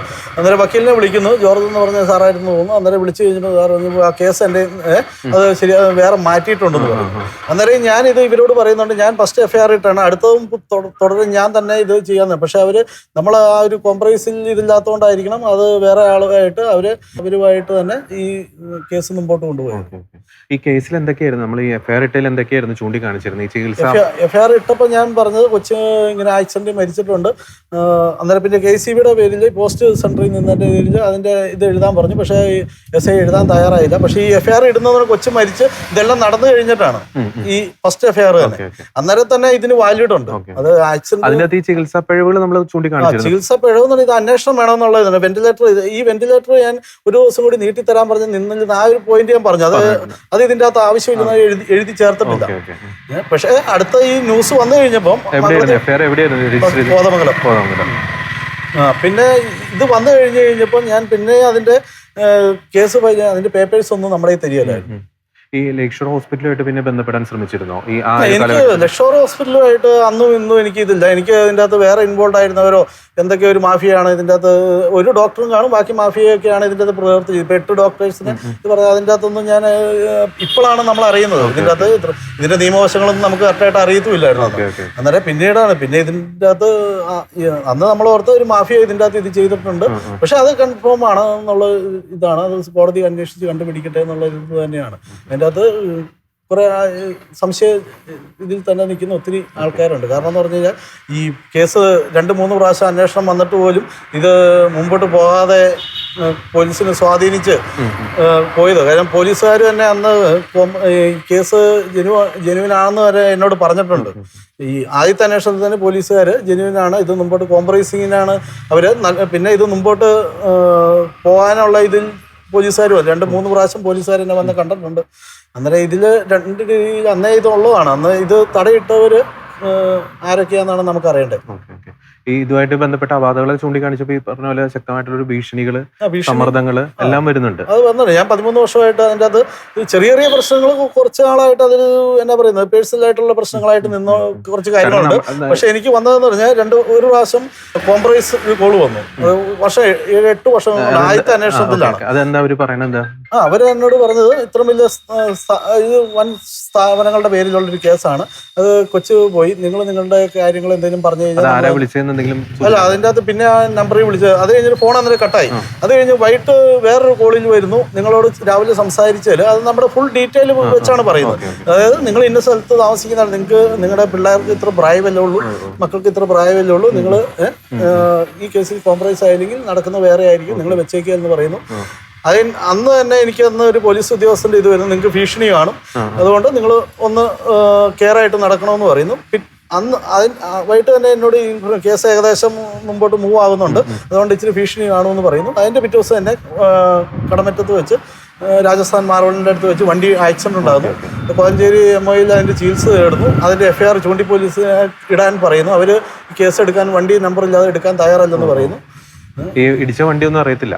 ഇടിച്ച വണ്ടി കടന്നുപോയി. നമുക്ക് ക്യാമറ ഞാൻ ചോദിക്കുന്നുണ്ട്, ക്യാമറ നമുക്ക് കണ്ടുപിടിക്കായിരുന്നു, പക്ഷെ ക്യാമറ പോലും ഓഫാന്നുള്ള രീതിയാണ് പറയുന്നത്. അന്നും അതും എനിക്ക് ഡൗട്ടുള്ള കാരണം ഇത് മുകളിൽ നിന്നുള്ള പ്രഷറിൽ തന്നെ നടന്ന കാര്യം. പറഞ്ഞ കേസിന്റെ കാര്യം പറഞ്ഞല്ലോ, ഈ കേസുമായിട്ട് മുമ്പോട്ട് പോകാന്ന് പറഞ്ഞല്ലോ. അപ്പൊ ഈ കേസിൽ കൃത്യമായിട്ട് ഈ ലേക് ഷോർ ഹോസ്പിറ്റലിനെതിരെ നമ്മൾ ഒരു പരാതി പോലെ അതിന് ഞാൻ പരാതി എന്ന് പറഞ്ഞു കഴിഞ്ഞാൽ ഇത് ആദ്യമേ തൊട്ടേ നമ്മൾ ഈ വെന്റിലേറ്റർ ഇത് ഞാൻ പറയുന്നത്, പക്ഷേ FIR-ൽ അത് കാണിക്കുന്നില്ല. അത് കാണിക്കാത്തതുകൊണ്ട് തന്നെ അടുത്ത മൂവിങ്ങിൽ എന്നെ ചേർക്കാതെ ഇവര് വേറെ FIR ഇട്ട് കമ്പനിയാണ് അതിന്റെ രണ്ടാമത്തെ FIR ഈ കമ്പനിയാണ് ഇടുന്നത്, പ്രൈവറ്റ് കമ്പനിയാണ്. ആ കമ്പനി FIR ഇടിയിക്കുന്നത് അത് അവരുടേതായ അവർ പറയുന്നത് വെച്ച് അടുത്ത FIR ഇട്ട് മറ്റുള്ളവരെ ഇതിൽ പറഞ്ഞ് സ്വാധീനിച്ച് കൊണ്ടുപോയത്. പിന്നെ നമ്മുടെ റിലേഷൻ ഈ അവിടെ ജോലി ചെയ്യുന്നവരൊഴിച്ച് ബാക്കി എല്ലാവരും ഇതിൽ അവയവറാക്കിയിട്ടുണ്ട്, അല്ലെങ്കിൽ കൊച്ചിനെ കൊന്ന് ഇത് ചെയ്തേക്കുന്ന ബാക്കി ഫുൾ എല്ലാവരും. പിന്നെ മെയിനായിട്ട് നിൽക്കുന്നവർ അവിടെ ജോലി ചെയ്യുന്നവരാണ്, അവരെ സ്വാധീനിച്ചിരുന്നവർ. പിന്നെ അതിനിടയിൽ ഈ സന്ധ്യയുടെ ഒക്കെ ഒരു അന്വേഷണത്തിന്റെ കാര്യം പറഞ്ഞില്ലായിരുന്നു, എന്തായിരുന്നു അത്? അന്വേഷണം എന്ന് പറഞ്ഞാൽ അത് നിയമപരമായിട്ട് തന്നെ ഉള്ളതാണ്, സർക്കാർ അന്വേഷിച്ചത്. ഇത് സർക്കാർ മംഗളത്തിലെ വാർത്ത വന്നതിന് ശേഷം അത് കഴിഞ്ഞിട്ടാണ് സർക്കാർ ഇത് ആ പോലീസ് സർജൻ കൊടുത്ത ഇതിൽ വെച്ചാണ് ഈ പോസ്റ്റ്മോർട്ടം സർട്ടിഫിക്കറ്റ് ഇതുമായിട്ട്, അതായത് ബന്ധുക്കളുടെ പേരിലാണ് അന്വേഷണം വന്നത്. ബന്ധുക്കൾ ഇതിൻ്റെ അകത്ത് കൂട്ടുണ്ടോന്ന് അന്വേഷിക്കണമെന്ന് പറഞ്ഞാണ് പോലീസ് സർജൻ പറയുന്നത്. നമ്മൾ അന്നേരം അറിഞ്ഞിട്ടില്ല. 1 വർഷം കഴിഞ്ഞ് അന്നേരമാണ് നമ്മൾ ഈ ചോദ്യം ചെയ്യുന്നത് കമ്പനിയായിട്ട്. ഈ 1 വർഷം ഇവര് മറച്ചു വെച്ചിരുന്നു ഈ സർട്ടിഫിക്കറ്റ്. പിന്നെ ഈ ഇത്തരം സർട്ടിഫിക്കറ്റുകൾ ലഭിക്കാൻ വേണ്ടി ഹോസ്പിറ്റലിനെ ബന്ധപ്പെട്ടിട്ടുണ്ടോ? അല്ല, അന്നേരമാണ് ഈ കേസ് മൂവ് ആയിട്ട് പോലീസുകാർ എന്നെ വരുന്നുണ്ട്. അന്നേരം ഞാൻ ഫസ്റ്റ് FIR ഉള്ളതുകൊണ്ടായിരിക്കണം അതിൻ്റെ അകത്ത് ഞാൻ ഇൻവോൾവ്. അന്നേരം അവർ പറയുന്നു നിങ്ങളുടെ മൊഴി മെയിനാണ്, നിങ്ങൾ ഫസ്റ്റ് FIR ഇട്ടേക്കുന്നത്. അന്നേരം ഞാൻ അതിൻ്റെ അകത്ത് ഉണ്ട്, പക്ഷെ ഒന്നുള്ള ഇതാണ് നമ്മുടെയും ധാരണ. പിന്നെ എന്നാന്ന് വെച്ചാൽ എന്നോട് ഇവരൊന്നും പറയുന്നില്ല. അല്ല, നമ്മുടെ ബന്ധുക്കാരെ എന്നിൽ നിന്ന് അകത്തി നിർത്തി. പ്രൈവറ്റ് കമ്പനി എന്റെ റിലേഷൻസിനെ ഫുള്ള് എന്നിൽ നിന്ന് അകത്തി. അതിലൊക്കെ ഞാൻ ചോദിക്കുന്നത് ഇപ്പം മാനേജ്മെന്റിന് ഇല്ലെങ്കിൽ പോലും അവിടെ സ്റ്റാഫ് ആരെങ്കിലും ഒക്കെ ഉണ്ടോന്ന് ഇതിൽ അന്വേഷണം വേണമെന്ന് ഞാൻ പറയുന്നു. ഈ അവയവം ദാനം ലഭിച്ച വ്യക്തി ആരാന്ന് മനസ്സിലാക്കാൻ സാധിച്ചിട്ടുണ്ടോ? അത് അന്ന് പറഞ്ഞ അവിടെ നമ്മൾ പറഞ്ഞറിഞ്ഞേക്കുന്നത് ആന്റിനെ കാണിച്ചു കൊടുത്തു എന്ന് പറഞ്ഞാൽ അവിടെ 2 നോർമൽ അവിടെ പാവപ്പെട്ട 2 പേഷ്യന്റ് ഉണ്ട്, അവർക്ക് ഇത് ആവശ്യമുണ്ടെന്നാണ് പറഞ്ഞത്. പിന്നെ ഇപ്പോഴാണ് നമ്മൾ അറിയുന്നത് ഇത് മലേഷ്യയിലേക്ക് പോയേക്കുന്നത്.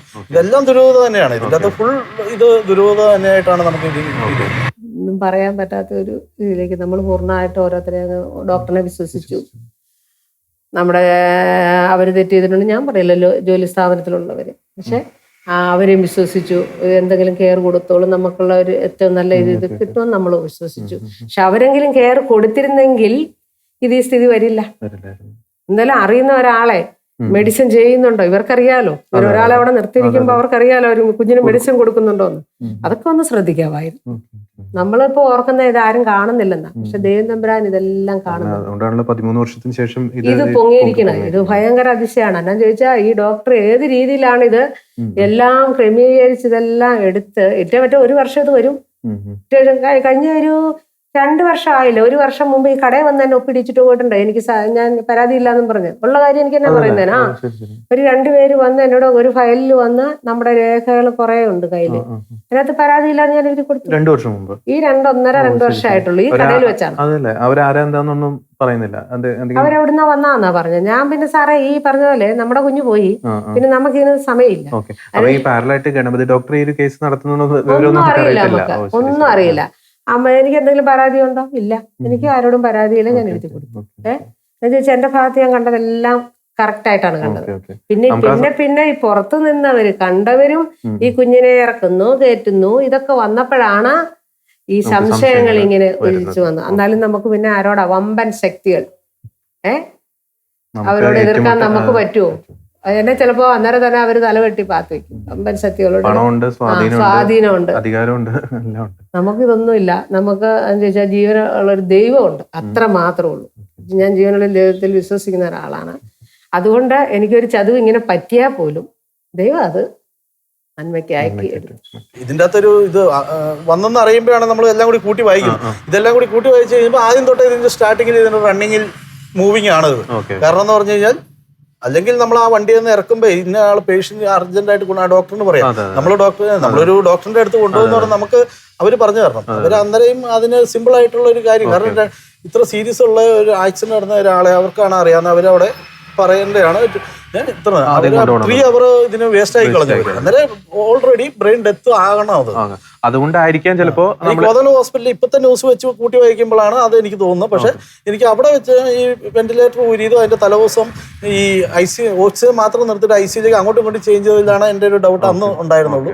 പിന്നെ അവിടെ ചുറ്റി നിന്ന് ചില നമ്മൾ ആ ഒരു ഇതിൽ വെച്ച് നമുക്കൊരു ചില ഡൗട്ടുകളും എൻ്റെ പേഴ്സണൽ ആയിട്ടുള്ള ഡൗട്ടുകൾ ഉണ്ടായിരുന്നു. പക്ഷേ അത് എത്രമാത്രം ഇത് അന്വേഷണത്തിലൂടെ പറഞ്ഞതാണ്. അപ്പൊ താങ്കൾക്കൊരു സംശയം, ഈ ഹോസ്പിറ്റലിൽ എത്തിയപ്പോൾ തന്നെ ബ്രെയിൻ ഡെത്ത് ഓൾറെഡി സംഭവിച്ച് കാണാം. അതിനൊരു സാധ്യത ലക്ഷർ ഹോസ്പിറ്റലിലേക്ക് എത്തിച്ചപ്പോൾ തന്നെ ഓൾറെഡി ബ്രെയിൻ ഡെത്ത് സംഭവിച്ചു. ഇത്രയും ടൈം എടുത്ത് കഴിയുമ്പോഴത്തേക്ക് അത് പറയാൻ പറ്റില്ല. അതിപ്പോ എന്നാന്ന് വെച്ചാൽ ഇൻവോൾവ് ആയിരുന്നോ എന്ന് അറിയത്തില്ല. കാരണം എന്ന് പറഞ്ഞു കഴിഞ്ഞാൽ ഇപ്പത്തെ ന്യൂസിൽ അതാണ്. ഇത് രണ്ടും കൂടി രണ്ടുപേര് ഈ ഡോക്ടർ അവിടെ ഇവിടെ ഉണ്ടായിരുന്ന ആളാന്നുള്ള ഇതാണ് അറിയുന്നത്. ഈ കോടതി അന്വേഷണത്തിന് ഉത്തരവിട്ട ഡോക്ടേഴ്സ് ഉണ്ടല്ലോ, അവരെ ആ കാലഘട്ടത്തിൽ ഏതെങ്കിലും കാലഘട്ടത്തിൽ ചികിത്സയുമായി ബന്ധപ്പെട്ട് സംസാരിക്കുക അങ്ങനെ എന്തെങ്കിലും ചെയ്തായിട്ടോ? അതായത് ഫസ്റ്റത്തെ നോക്കിയ ഒരു ഡോക്ടറുമായിട്ട് പോയിട്ടുണ്ട്. പിന്നെ എല്ലാം എന്നെ കൊണ്ടുപോയില്ല. കാരണം ഫസ്റ്റ് ഇതിൽ തന്നെ ഞാൻ ഇതിനെ ചോദ്യം ചെയ്തു. ഈ ഫസ്റ്റ് ഈ ലക്ഷറുമായിട്ടുള്ള കേസ് ഫയൽ ചെയ്യുമ്പോൾ ഞാൻ ശരിക്കും പറഞ്ഞാൽ അതിൻ്റെ അകത്ത് ഇത് ചോദ്യം ശരിക്കും ഈ കേസ് മുമ്പോട്ട് പോരുന്നതാണ് ഇവിടെ ചിലവർ ആഗ്രഹിച്ചത്. ഈ ഡോക്ടേഴ്സുമായിട്ട് ഈ കുറ്റപത്രത്തിൽ അത് ഇവര് ബാക്കിയുള്ളവരെ കൊണ്ട് ഞാൻ പറഞ്ഞില്ല ആദ്യത്തെ ഇതിൽ തന്നെ അതായത് ആദ്യത്തെ മൊഴിയിൽ തന്നെ ചില കാര്യങ്ങൾ മാറ്റി പറയാൻ പറഞ്ഞപ്പോൾ ഞാൻ മൊഴി മാറ്റിയാലെന്ന് ഞാൻ പറഞ്ഞായിരുന്നു. ഈ സംശയങ്ങളൊക്കെ ആ മൊഴിയിൽ പറഞ്ഞിട്ടുണ്ട്. ഞാൻ പറഞ്ഞു. പക്ഷെ ഇതിൻ്റെ അകത്ത് എഴുതി അവർ എഴുതുന്നില്ല. കാരണം ഇതിൻ്റെ അകത്ത് എന്താണ് കാര്യം അന്വേഷണങ്ങൾ മുന്നോട്ട് പോകേണ്ടതാണ്. ഇപ്പൊ ഏതായാലും ഈ ഒരു കോടതിയുടെ ഒരു ഉത്തരവ് വന്നപ്പോൾ എന്ത് തോന്നുന്നു? ശരിക്കും സത്യം ഒരിക്കലും മൂടി വെക്കാൻ പറ്റിയില്ല. കാരണം ഇപ്പം എന്നെ സംബന്ധിച്ച് ഞാൻ എൻ്റെ കൂടെ എപ്പോഴും ചിരിച്ചു കളിച്ച് അവന് 19 വയസ്സുള്ളതിൻ്റെ ഒരു ഇതുള്ള കഴിവുള്ള ഒരു പയ്യനല്ലായിരുന്നു. ശരിക്കും ഒരു 30 വയസ്സ് ആളുടെ പക്വതയുള്ളവനും ആൾ മിടുക്കനുമായിരുന്നു. അന്നേരം എൻ്റെ കൂടെ എപ്പോഴും ചിരിച്ചു കളിച്ച് നടന്നൊരു വ്യക്തിയാണ്. അതിൻ്റെ പേഴ്സ് പിന്നെ എനിക്ക് ഇതിൻ്റെ അകത്ത് കോടതി പറഞ്ഞു ഒരു നോട്ടത്തിൽ തന്നെ എനിക്കൊരു ഇതിൻ്റെ അകത്ത് സംതിങ് റോങ് ഇതിൻ്റെ അകത്ത്. പിന്നെ അല്ലെങ്കിൽ കേസ് അന്വേഷണം വരുമ്പോൾ തന്നെ തടയിടാൻ നോക്കുമ്പോൾ തന്നെ നമുക്ക് അതിൻ്റെ അകത്ത് ഇതുണ്ടെന്ന് മനസ്സിലാവുന്നുണ്ട്. അന്നേരം ഇതെല്ലാം കൂടി വെച്ച് ഞാനന്ന് ഇതിൽ ഒറ്റ ജീവൻ പോയാലും ഞാൻ ഇതിനു വേണ്ടി ഞാൻ അവരോട് പറഞ്ഞിട്ടുണ്ട് എന്നെ കൊല്ലുക എന്നുള്ള ഒരു ഓപ്ഷൻ അതിൻ്റെ അകത്തുള്ളൂ. അത് തയ്യാറാണ് ഞാൻ. സത്യം പുറത്തു കൊണ്ടുവരുന്ന കോടതിയുടെ ഇതാണ്. എന്നെ കൊണ്ടൊന്നും പറ്റിയില്ല. ഞാൻ സത്യങ്ങൾ വിളിച്ചു പറയുന്നുള്ള ഒറ്റ ഓപ്ഷനാണ് ഞാനന്ന്.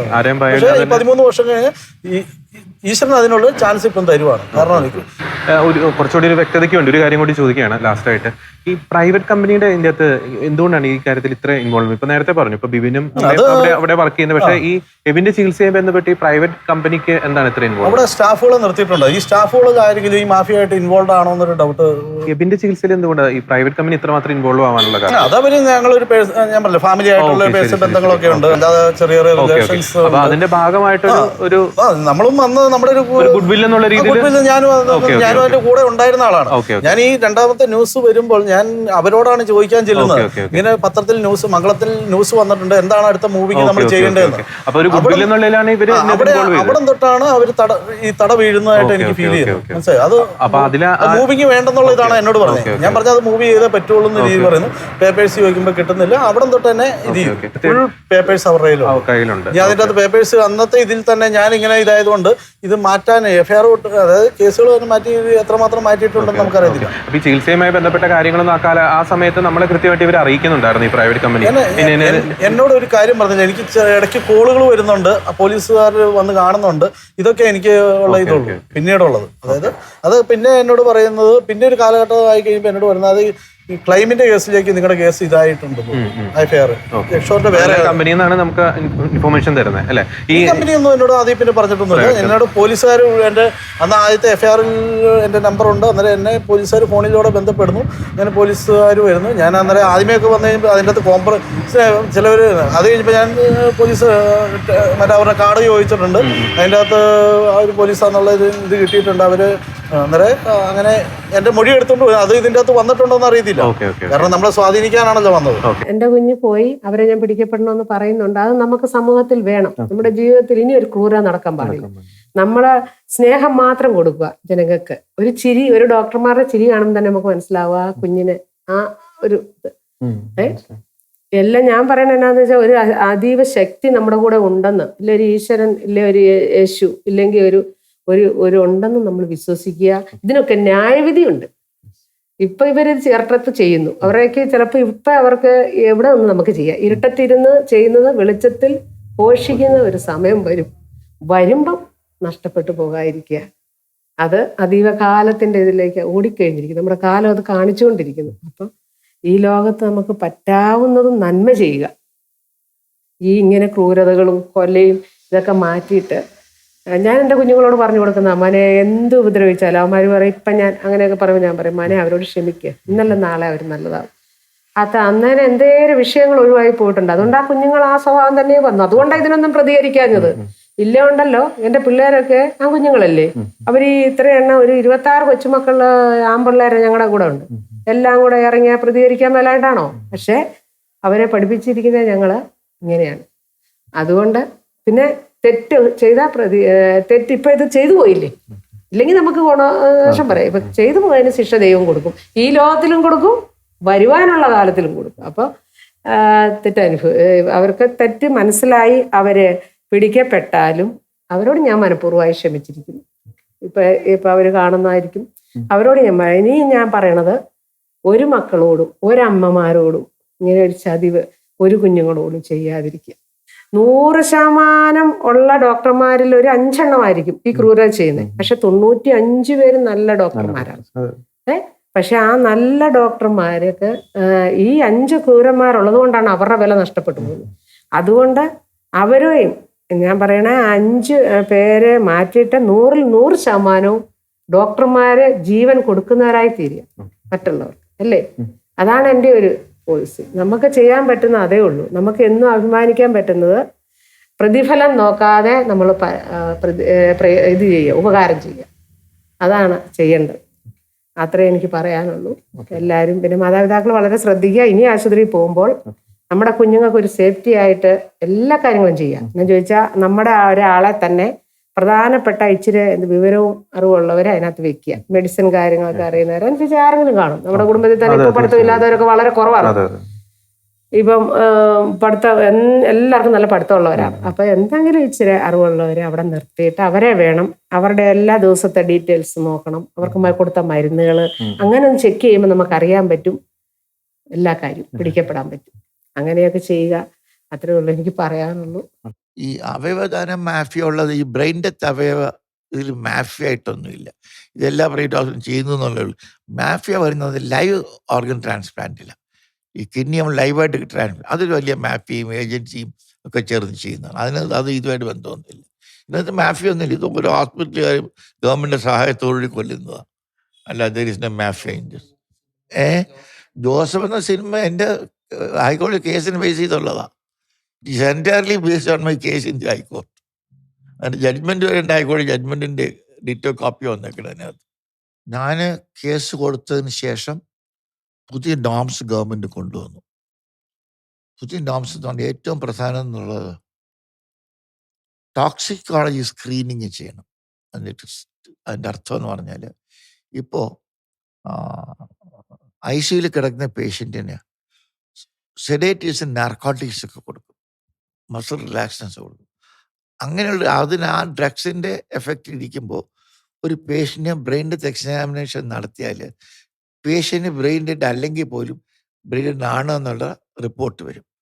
അതുകൊണ്ട് ആദ്യം ചെയ്യേണ്ടത് ഈ പേഷ്യൻറ്റിന് ടോക്സിക്കോളജി സ്ക്രീനിങ് ചെയ്തിട്ട് നമ്മൾ ആൽക്കഹോൾ നോക്കത്തില്ലേ, പോലീസ് ചെല്ലുമ്പോൾ ആൽക്കഹോൾ ഉണ്ട്, അതുപോലെ ആൽക്കഹോൾ ഡ്രഗ്സൊക്കെ റൂൾ ഔട്ട് ചെയ്യണം. അതിന് ആദ്യമായിട്ട് പ്രൈമറി ടോക്സിക്കോളജി സ്ക്രീനിങ് നടത്തി അവന് ഡ്രഗ്സിൻ്റെയോ ആൽക്കഹോൾ ഇൻഫ്ലുവൻസ് അല്ല എന്ന് അറിഞ്ഞതിന് ശേഷം മാത്രമേ ബാക്കി ടെസ്റ്റ് ചെയ്യാൻ പാടുള്ളൂ. ബാക്കി ടെസ്റ്റ് ചെയ്യേണ്ടത് 4 ഡോക്ടർമാർ, 2 ഡോക്ടർ ആദ്യം ഹോസ്പിറ്റലിൽ നിന്ന്, 2 ഡോക്ടർ പുറത്തുനിന്നുള്ള ഒരു ഗവൺമെൻറ് ഡോക്ടർ. പിന്നെ ഈ പ്രൊസീജിയർ എല്ലാം വീഡിയോ റെക്കോർഡ് ചെയ്യണം. അപ്പോൾ ഇതെല്ലാം ചെയ്താൽ കേരളത്തിൽ ഒരു റോങ് ബ്രെയിൻ ഡെത്ത് സർട്ടിഫിക്കറ്റ് പോലും വരില്ല. But this is not done. Toxic screening ചെയ്യാറില്ല, വീഡിയോ റെക്കോർഡിങ് ചെയ്യാറില്ല, പ്രോപ്പർ അബ്നിയ ടെസ്റ്റ് ചെയ്യാറില്ല. 4 ഡോക്ടർമാർ എംപാനലായിട്ട് ഡോക്ടർമാർ വരാറില്ല. അപ്പോൾ വേണമെന്നുണ്ടെങ്കിൽ സർക്കാർ വിചാരിച്ചിരുന്നുണ്ടെങ്കിൽ ഇത്രത്തോളം ക്രൂരതകൾ ചെയ്തവര് ഇപ്പം അന്വേഷണത്തിനൊടുവിലാണ് നമുക്ക് അതിന്റെ സത്യാവസ്ഥ മനസ്സിലാക്കാൻ സാധിക്കുള്ളൂ. പക്ഷെ അവരോട് ക്ഷമിക്കാൻ തയ്യാറാണ്. തീർച്ചയായിട്ടും എനിക്ക് നേരെ കാണാൻ അവസരം കിട്ടുമ്പോൾ ഞാൻ അവരോട് പറയും. ഞാൻ മനഃപൂർവ്വമായി അവരോട് ഇപ്പോഴും ഞാൻ പറയാണ്, യേശുക്രിസ്തു എന്താ പറഞ്ഞത്? ക്രൂശ കടന്നപ്പോഴും പറഞ്ഞത് ഇവർ ചെയ്തത് നിന്നെ അറിയാക്കാം, ഇവരോട് ക്ഷമിച്ചിരിക്കുന്നു. എൻ്റെ കുഞ്ഞിനെ കൊന്നവർക്ക് ഞാൻ പൂ കൊടുക്കും. ഞാൻ ചോദിച്ചാൽ അതാണ് യേശുക്രിസ്തു പഠിപ്പിച്ചിരിക്കുന്നത്. ഒരു പൂ കൊടുക്കും, അവർക്ക് ഒരു ചെണ്ട് കൊടുക്കും. ഞാൻ പലതും അങ്ങനെ വായിച്ചിട്ടുണ്ട് വിശുദ്ധന്മാരുടെ പുസ്തകത്തിൽ. അതിന് ചോദിച്ചാൽ പക്ഷെ ചിലപ്പോൾ അവരതുകൊണ്ട് ഒരു നല്ല മനുഷ്യരായി പോയെങ്കിൽ അതൊരാകട്ടെ. അതിനൊരു കാരണമാണോ ഇതൊന്നും എനിക്ക് അറിഞ്ഞുകൂടാ. പല ക്രൂരന്മാരും വിശ്വാസികളായി തീർന്നേക്കുന്നത് ഇങ്ങനെയുള്ള സാഹചര്യത്തിൽ കൂടെ. ആശുപത്രിയിൽ എത്തുന്ന ഓരോ രോഗിക്കും ഒരു വിശ്വാസമുണ്ട്, തൻ്റെ ജീവൻ രക്ഷിക്കപ്പെടുമെന്ന്. ഈ അമ്മയുടെ കണ്ണീരിന് കാരണക്കാരായവരെ നിയമത്തിന് മുന്നിൽ കൊണ്ടുവരാൻ ഇവിടുത്തെ നിയമ സംവിധാനങ്ങൾക്ക്, പോലീസ് സംവിധാനങ്ങൾക്ക് സാധിക്കട്ടെ. ജീവൻ സംരക്ഷിക്കേണ്ട ഡോക്ടർമാരുടെ കരങ്ങൾ ജീവൻ എടുക്കുന്ന കരങ്ങളായി മാറാതിരിക്കുവാനുള്ള നിയമ സംവിധാനങ്ങൾ, അതിനുള്ള കർശനമായിട്ടുള്ള നടപടികൾ സ്വീകരിക്കുവാൻ സർക്കാർ തയ്യാറാകണം. അവയവ മാഫിയയ്ക്കെതിരെ വിട്ടുവീഴ്ചയില്ലാത്ത നടപടി സ്വീകരിക്കുവാൻ ഇവിടുത്തെ ഭരണകൂടത്തിന് സാധിക്കട്ടെ. അതിന് തടസ്സമായി യാതൊരു ശക്തിയും ഇവിടെ പ്രവർത്തിക്കാതിരിക്കട്ടെ. എല്ലാ പ്രേക്ഷകർക്കും നന്ദി.